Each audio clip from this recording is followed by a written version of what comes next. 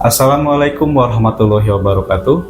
Teman-teman semua, pernahkah kita bertanya dalam hati, siapa sebenarnya manusia pertama yang pernah hidup di bumi ini? Apa yang membuat Allah memilihnya sebagai awal dari peradaban manusia? Dan apa yang bisa kita pelajari dari beliau hari ini di zaman yang sudah sangat jauh dari masa penciptaannya?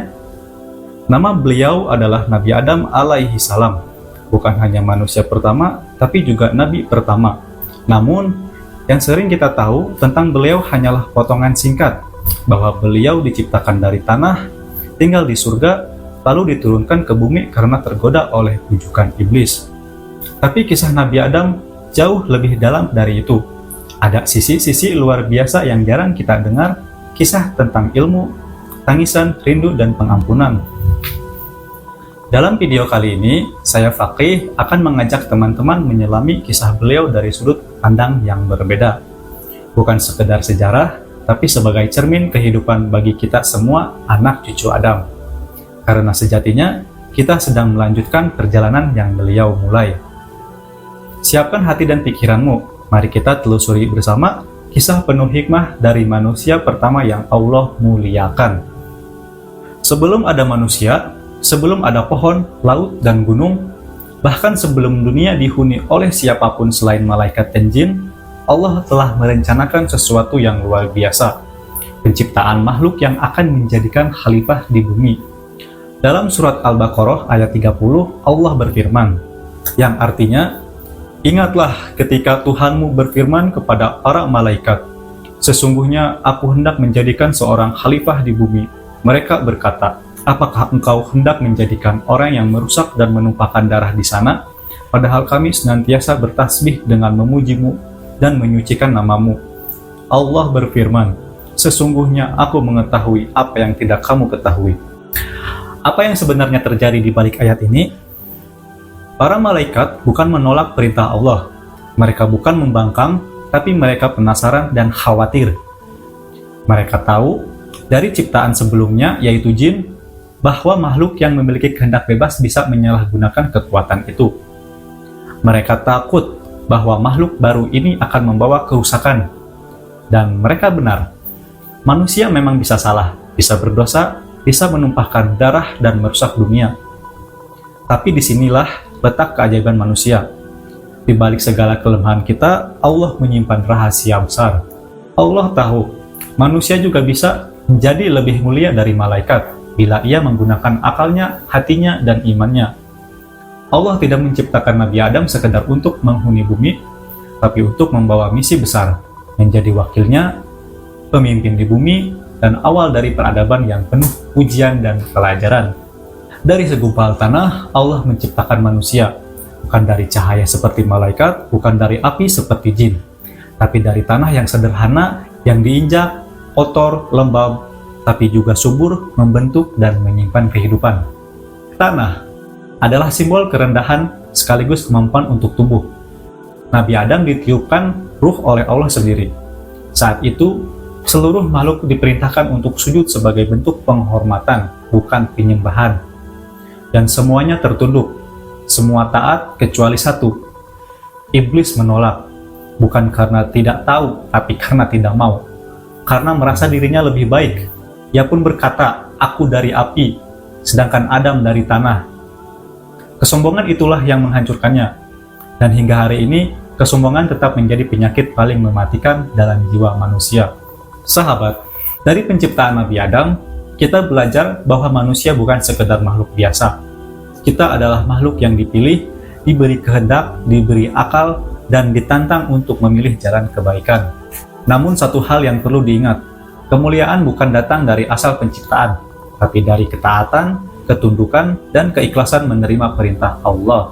Setelah menciptakan Nabi Adam dari tanah dan meniupkan ruhnya, Allah tidak langsung menurunkan beliau ke bumi. Ada satu fase luar biasa yang menunjukkan mengapa manusia layak menjadi khalifah. Apa itu? Adalah ilmu. Allah mengajarkan kepada Nabi Adam alaihissalam nama-nama seluruh benda. Tapi apa maksudnya nama-nama itu? Apakah hanya sekedar kata atau label? Tentu tidak. Mayoritas ulama tafsir sepakat bahwa yang diajarkan Allah kepada Adam bukan hanya kata-kata, tapi juga hakikat dan fungsi segala sesuatu. Artinya, Adam tahu bukan hanya apa itu burung, tapi juga bagaimana ia terbang, mengapa ia berkicau, apa perannya dalam ekosistem. Adam tahu bukan hanya apa itu tanah, tapi juga bagaimana ia bisa menumbuhkan benih, menyimpan air, menopang bangunan. Ilmu yang diajarkan kepada Adam adalah ilmu yang bersifat menyeluruh, ilmu yang tidak hanya teoritis, tapi juga spiritual, ilmu yang membedakan manusia dari makhluk lainnya. Sahabat, inilah alasan utama kenapa Allah memilih manusia untuk menjadi khalifah. Bukan karena kekuatan fisiknya, bukan karena banyaknya ibadah, tapi karena kemampuan berpikir, mengenal, memahami, dan mencari makna. Itulah warisan besar Nabi Adam kepada kita semua, kemuliaan karena ilmu. Ketika Allah memperlihatkan hasil dari ilmu itu, Allah berfirman kepada para malaikat, "Sebutkan kepadaku nama-nama benda itu jika kalian benar." Quran Surat Al-Baqarah ayat 31. Malaikat menjawab dengan jujur dan tawadu, "Maha suci Engkau, kami tidak mengetahui selain apa yang Engkau ajarkan kepada kami. Sesungguhnya Engkau Maha mengetahui lagi Maha bijaksana." Quran Surat Al-Baqarah ayat 32. Lalu Allah berfirman, "Wahai Adam, beritahukan kepada mereka nama-nama itu." Quran Surat Al-Baqarah ayat 33. Saat itulah malaikat kagum, bukan karena iri, tapi karena menyaksikan kebijaksanaan Allah yang tak terduga. Manusia yang awalnya mereka ragukan ternyata memiliki potensi luar biasa karena ilmunya. Teman-teman, sejak awal manusia itu dimuliakan bukan karena rupa, kekayaan, atau keturunan, tapi karena kemampuan untuk belajar, karena kesanggupan untuk mencari tahu, karena kerendahan hati untuk terus bertanya dan memperbaiki diri. Jadi, saat kita membaca buku, merenung, mendengar tausiah, atau bahkan ketika kita gagal lalu bangkit lagi dengan pelajaran, kita sedang menjalankan fitrah Nabi Adam, fitrah manusia pencari ilmu. Dan ingat, musuh utama ilmu adalah kesombongan, karena iblis juga tahu banyak. Tapi dia menolak kebenaran karena sombong. Sementara Adam, saat salah, ia merunduk dan menangis.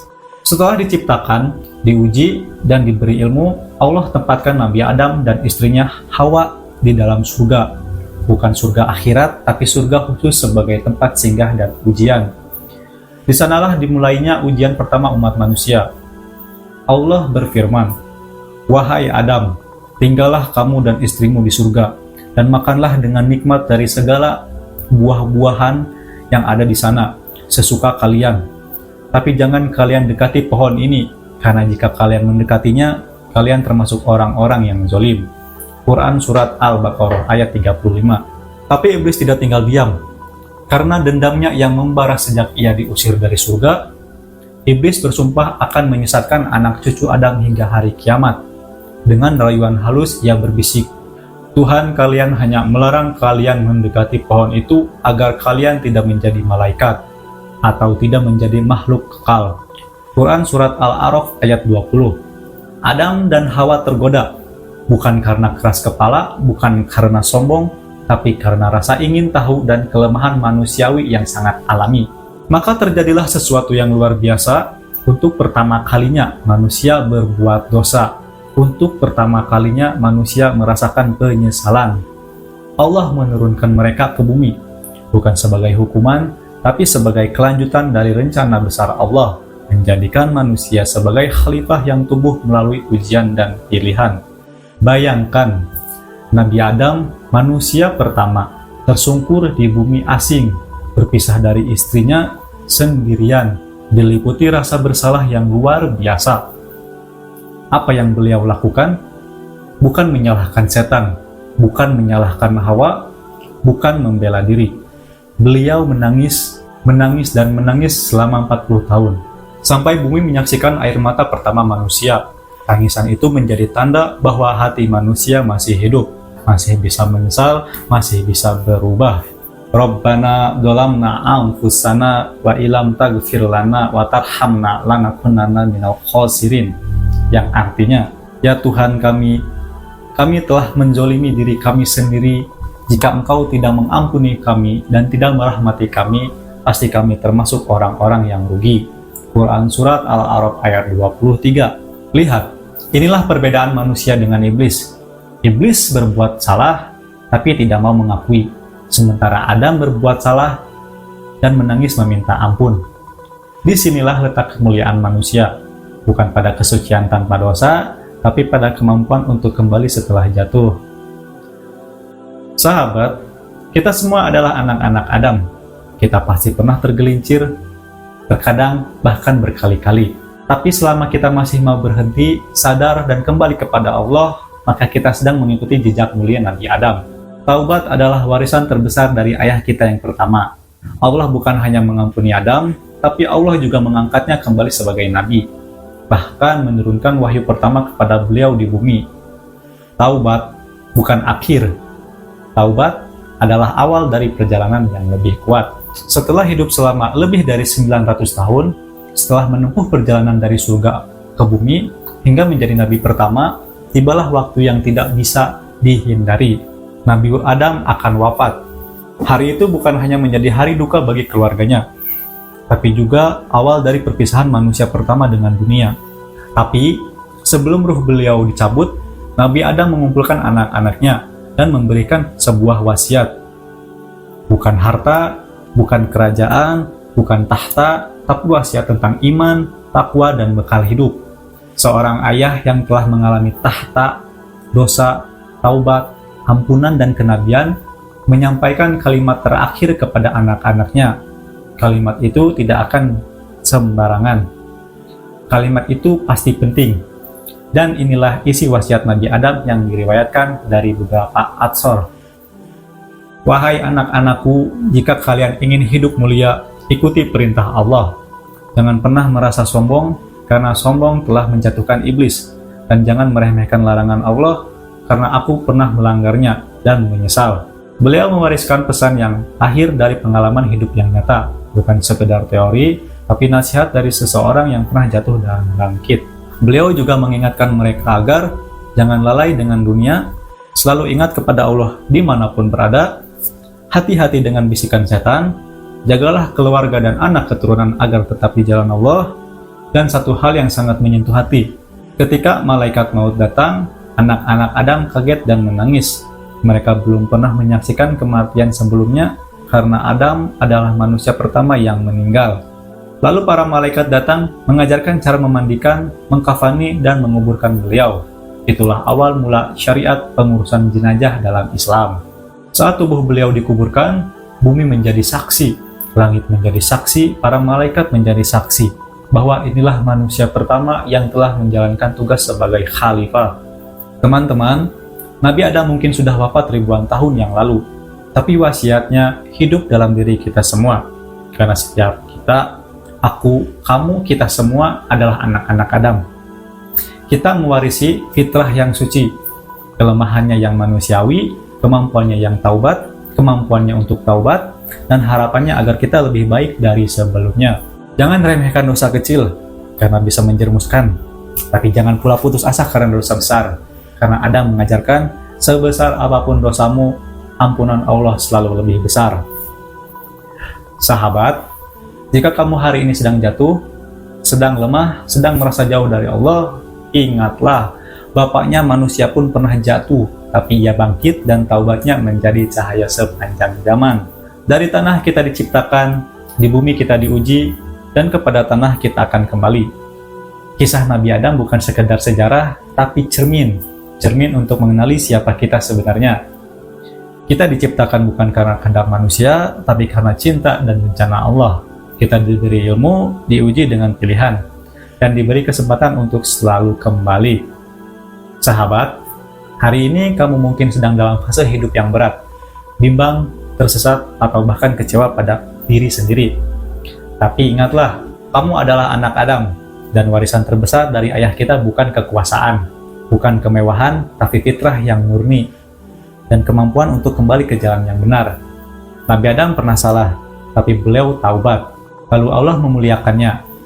Kalau beliau saja dimuliakan setelah jatuh, kenapa kamu menyerah saat terjatuh? Jadikan kisah Nabi Adam sebagai pengingat setiap kali kita tergelincir, bukan untuk menambah beban, tapi untuk menyadari bahwa Allah selalu membuka pintu kembali. Selama kita masih bernapas, masih punya waktu untuk bangkit. Terima kasih sudah menemani perjalanan kisah ini. Kalau kamu merasa terinspirasi, jangan lupa like, share, dan komen ke orang-orang yang kamu sayangi. Jangan lupa juga subscribe agar tidak ketinggalan konten-konten lainnya. Lalu ingatkan pada mereka, jangan malu jadi pendosa yang bertaubat. Malulah jadi pendosa yang bangga dengan dosanya. Sampai jumpa di kisah Nabi selanjutnya. Insya Allah kita akan bahas kisah-kisah luar biasa lainnya yang bukan hanya menambah wawasan, tapi juga mengetuk hati kita untuk lebih dekat dengan Allah. Saya Fakih, wassalamualaikum warahmatullahi wabarakatuh.